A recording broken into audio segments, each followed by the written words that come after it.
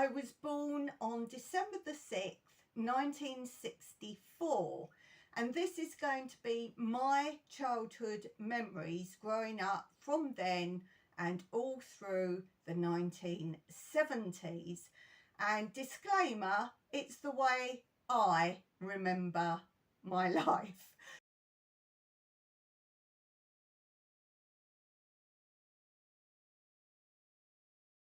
Hello there, my name's Dawn and I'm doing a whole series of my childhood memories on this channel. My last episode was talking about my grandparents on my father's side, and this episode I'm talking about my memories of my grandparents on my mother's side. If you want to know more about my grandmother, we say Nanny, if you want to know more about her, then there is a whole series on this channel reading the autobiography of my grandma from my mother's side that I'm talking about today. So go and check that out. First of all, let's do a summary about my granddad on this side of the family, so my mother's father, so my grandfather on my mother's side. Now, the thing I remember first about my grandfather was, and we call him Granddad, all I remember about him, my initial memories, was he smoked a pipe most of the time. And my biggest memories are him sitting in his armchair. He always, whatever house he was in, he always had his own armchair. And when he came to my mum's house, he wanted his own special armchair. He loved an armchair. He would never sit on a sofa. So he had his armchair and he would be sitting smoking his pipe. My very first memory of him was he was in the Territorial Army and he worked all the way up to being a colonel. And I remember him coming back to my nan's house or my grandma's house on a Friday night when we would always go round to these grandparents. And I would be afraid of the time of him coming home. Now, he was a lovely man. He didn't say too much. He enjoyed watching his television and smoking his pipe and relaxing in his armchair. Occasionally he'd have cigars, really nice smelling cigars. And I was afraid for him to come home. So why was I afraid for him to come to my grandma's house? Well, I think it was his uniform, and I don't know why, but I was very frightened of his uniform. I think if he'd always come home and he was wearing normal clothes, I think that would have been all right. I think it was his uniform. I remember being really scared hearing his key in the door that he was coming into my grandma's house. And I do remember I used to run and hide. Now, where did I hide? Behind his armchair. I remember doing that. I must only have been about 3 years old. I wasn't big. I think I was about 3 years old. I'd always go and hide behind his armchair. Obviously, as I got older, it wasn't a problem anymore. I didn't know anyone in uniform prior to that, so I don't know what it was, but I really didn't like that uniform. And I insert a picture here in case you want to see the uniform.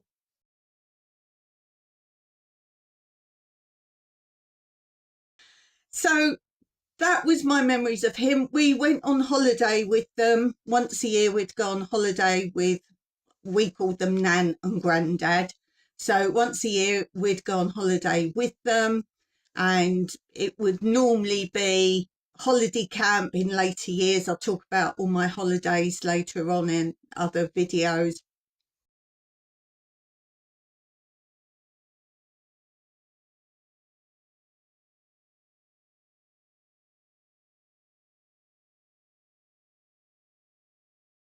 We'd go mostly to a holiday camp with them. And I got on with my granddad then. He was never one to run around and play ball with you or anything like that. But he was a lovely man. So all my scariness about him was unfounded. But as I say, I don't remember ever like running around playing with him or too much deep conversation with him. He kept himself to himself. And as I say, he worked very hard. He got an OBE in the end from the Queen. And I just remember he was a hard worker. And I think when he was in his downtime, he wanted downtime. I don't think he wanted to be running around with children. But don't get me wrong, he wasn't standoffish or anything like that. He was a lovely man. Now, my grandma, or Nanny, we call her Nanny, she was the complete opposite in my life. She was the person I would say I got on with the most out of all my family members. I loved her to pieces. I absolutely loved her. I'd cuddle her and I could tell her anything. Even when I was an adult, I could tell her anything. She would never repeat anything. She would never give her opinion of anything unless you asked her. But she knew so many of my secrets. Not everything. There's still a few of my own secrets up here. But she was the person I could tell anything to. And I think that's where I got the listening from. People always say I'm a wonderful listener and everyone tells me their secrets and their troubles. And again, I think I learned from her, don't give an opinion, but say, do you want my opinion? And then if they do, you can give your opinion. And everyone, even today, says I'm a great listener and I know so many secrets. You'd be amazed what I know. Both people in the professional world and just casual friends and relations. So that was Nanny. Now, I don't know why, but with Nanny, I seem to be with her a lot. Right from, I'm going to say a young toddler. I'm going to say maybe about, must have been younger than 2, because I remember her feeding me baby food in a little, she put it out of the container in a little bowl with a baby spoon. Now, we were very grown-up children, independent, and we fed ourselves early and did everything early. So it wasn't that I was old. I'm going to say I must have been between baby and toddler. And I remember always sitting in her front room and she would always give me dinner. Now, my mother never worked. So it wasn't my mother was at work, but it seemed to be regular. And I don't know why that was, because I had an older sister. I'm going to say, was she at school? She can't have been at school at that point. No, she can't either have been at school. So what it was, and you can't say, oh, was it a doctor's appointment or something? I remember it being regular. And I remember it because she would be feeding me my dinner and she would put on, she had a TV on like a sideboard or a unit, and she would put the TV on to take my attention from whatever food she was feeding me. And she would feed me and we would watch with Mother. And I remember her commenting on so many of the different programs from Watch with Mother, which is why I can guarantee it wasn't a one-off thing. It was regular. And she fed me and I used to play a little game with her. So I think I must have been definitely under 2. And I remember saying to her, pudding first. That would have been allowed in my house. And Nanny knew this wasn't going to be allowed. So I had the intelligence. I remember sort of puckering my face, not going to cry, but like, And all she wanted to do was get me to eat the dinner. So she said, really? Will you really eat the dinner if I give you pudding first? I'm like, yes, Nanny, yes, Nanny. And you could tell Nanny was so worried that I'd get the pudding and not the dinner. And I remember this happening a lot. So she'd go, well, have 1 spoon of pudding. So I had 1 spoon and then dinner. I want pudding. I've always been a pudding person. So in the end, I did always get the pudding first. But she said, if you ever don't eat all the dinner, you're not getting the pudding first. And I try not to eat all the dinner. And as I say, I remember her then trying to distract me while she's feeding me the proper dinner and talking about, oh, look, this is happening, that's happening with Andy Pandy, Flower Pot Men, Wooden Tops. And I remember her comments on all these programs, things she would say to keep me engaged when she tried to put the food in my mouth. So that's my earliest memories of Nanny. But even as I got older and older, I spent a lot of time at my nanny's house. And we were never allowed to walk home from school by ourselves or anything like that. And my older sister was in junior school with me, like middle school. And that's before you go to high school or senior school. And she left, would she have been two years older than me of school? Yes, I think 2 years older than me of school. And when we were both in junior school, she was allowed to walk home with me. I had to wait for her and walk home with her, but there's another story about that. But when she left junior school, went to senior school or high school, I was still in junior school. And as I say, I don't know why, but a lot of the time my mother didn't seem to be available to pick me up from anywhere or take me anywhere. And it was always Nanny doing it. And this wasn't when my mum was having my younger sister, because I was in infant school. I've told you the story of what happened there when I was in infant school. So I don't know, all of a sudden, my mum was leaving me with my nanny a lot, but not my older sister. So I'm saying now she's in high school, which was near when we lived. So she was walking herself back there, but I still wasn't allowed to walk home from junior school. It wasn't that far, but you had to cross. It wasn't a main road, but in my mum's eyes, it wasn't really even a busy road, but it was a wider road. It was just two-way traffic. It wasn't that busy, but she never wanted me to cross that road. And if you heard a previous video I did about my childhood, I think it stemmed from when my best friend got knocked down, but it wasn't on this road. It was on a much busier road somewhere else. But anyway, so I wasn't allowed to walk home. So what she said I could do, you could cross the road where the school was, which in my mind wasn't any more busy than this road I wasn't allowed to do at home. And then there was an alleyway you could walk through. It was sort of the side of houses. It wasn't like a dangerous alleyway. It's just very short, like a little pathway. Then you crossed another road. Then you crossed another road. There was less roads to cross to go home. And then you was in my nan's road, and you had to cross again. And somehow, and as I say, I don't know why I'm suddenly with my nan all the time, pretty much, she said I could then go cross the roads and go to Nanny's house after school because my nan didn't work. So I used to do that, spend time with Nanny. And I think that's where our closeness got really tight. Nanny would tell me her secrets as well. And things that people don't know, not even in her autobiography. And we would chat. And I think that's where we got so close, me and Nanny then, because I was with her a lot of the time. And then I know one time it was because my mum was taking my little sister up to dancing. But my little sister was in the infant school, which was just round the corner to the junior school. So there's no reason they couldn't have come round. By then we would have been out of junior school.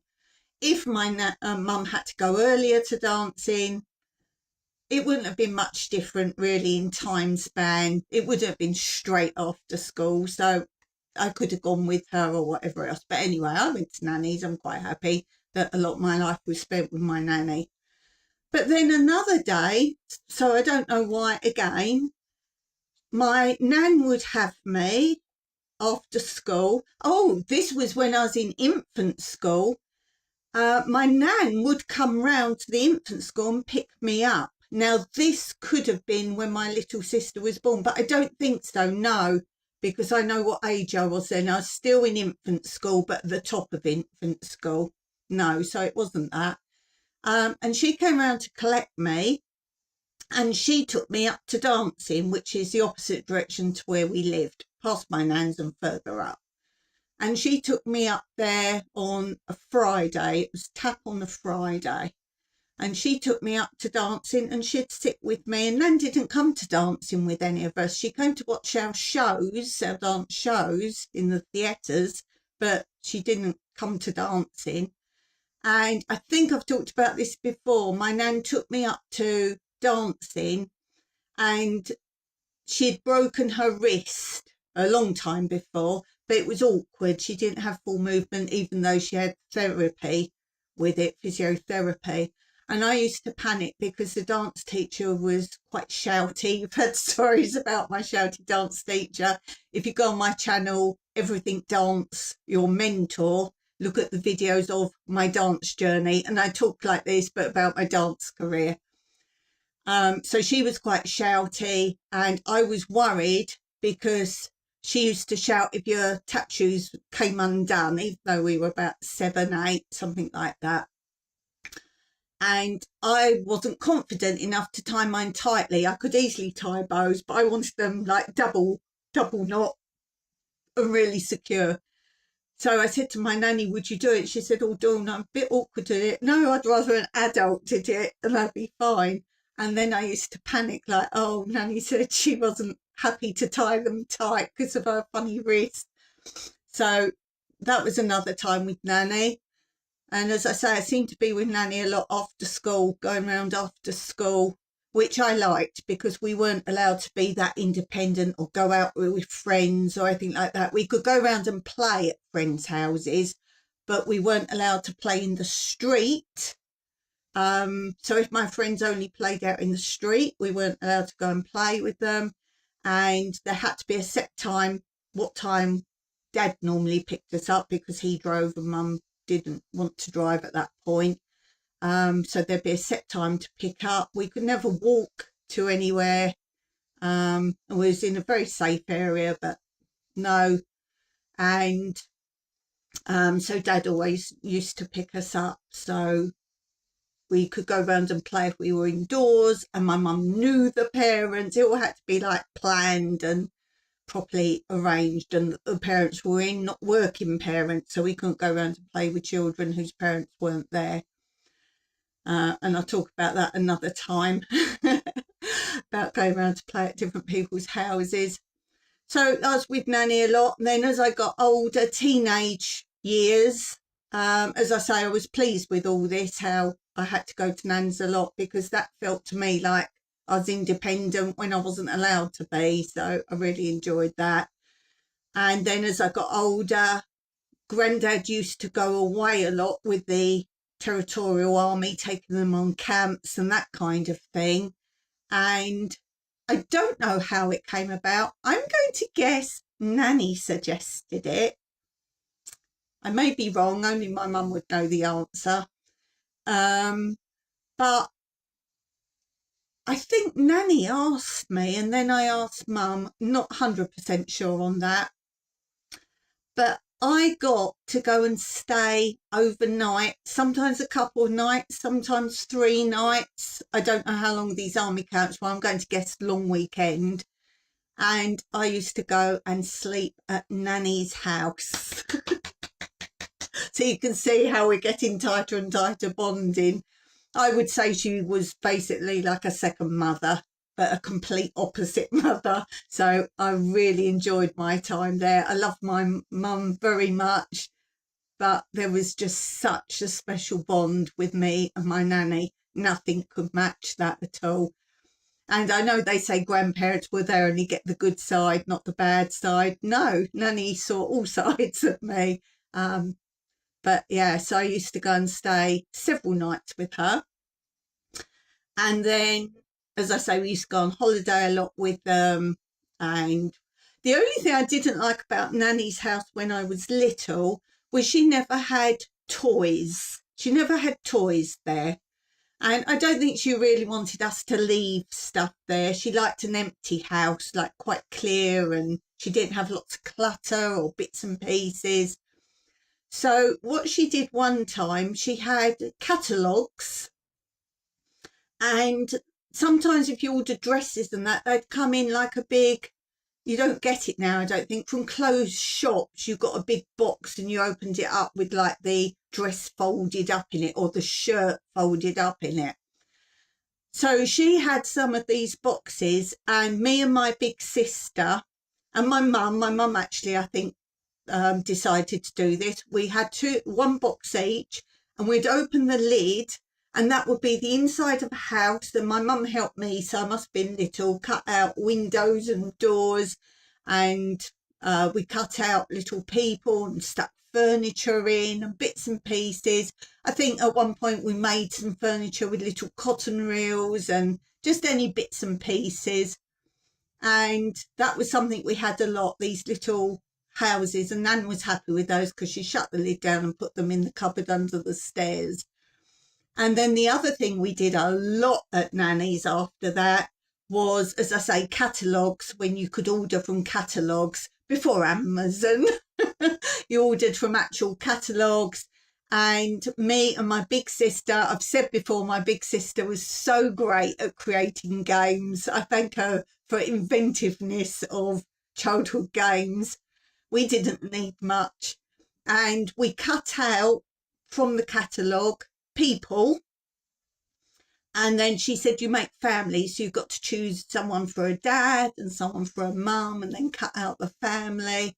And I think at some point we even cut out toys they would have, or a bike or whatever. And for years, me and my big sister played with catalogues, cutting out people and making families. And my big sister went on to creating lots of families and making them the school children. They all went to school, and you wrote on the back the name of the person and how old they were, which family. And she went on for years just making schools out of them, which children were which class, and paper people.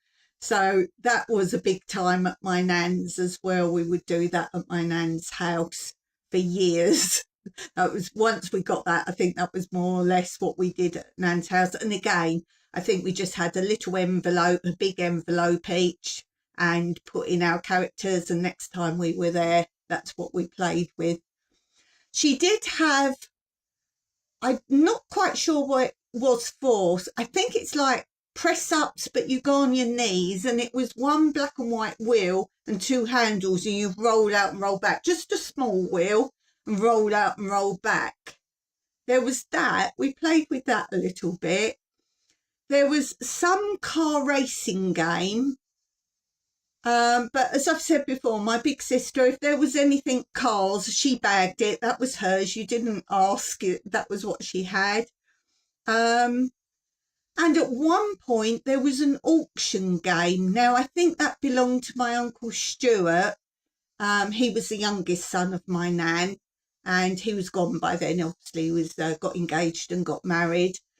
But I think he'd left some of his games there, and there was this auction game there. And when he came to stay sometimes back with my nan and granddad, he got that out as we got older, and he showed us how to play it. I think there might have been a horse racing game, or that might have been one he bought when he came, and he'd always play a game with us.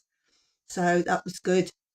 And I got to know my two uncles quite well at my nan's house, because they lived quite a way away, both of them, when they got married, and they'd come back long weekends. Stuart, the one I've just spoken about, he always read Paddington Bear stories to my older sister. I think I was a bit young then, so I don't think I listened.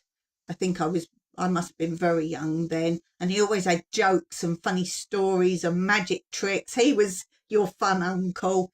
And then my other uncle, Anthony, or Tony, he used to work mending the old cash registers, the ones with the really big arms with the big circles, and you had to really press down as you're ringing up something. And he used to mend those, and he would bring those back and fix them. So I remember those all laid out. And he taught me to roll cigarettes, like the old paper, and then you put a little tobacco in. And I think I was rolling cigarettes about age 5. And I've talked about the past, about my first day of school. If you look at that video, about the tins of tobacco, before you put any comments about children and tobacco, look at that one, what we had at school. So that's my biggest memories, or my initial memories of my nan, my biggest memories of my nan. There is so much. I could fill a whole series just talking about my nan, things we got up to. They went abroad, Nanny and Grandad, every year.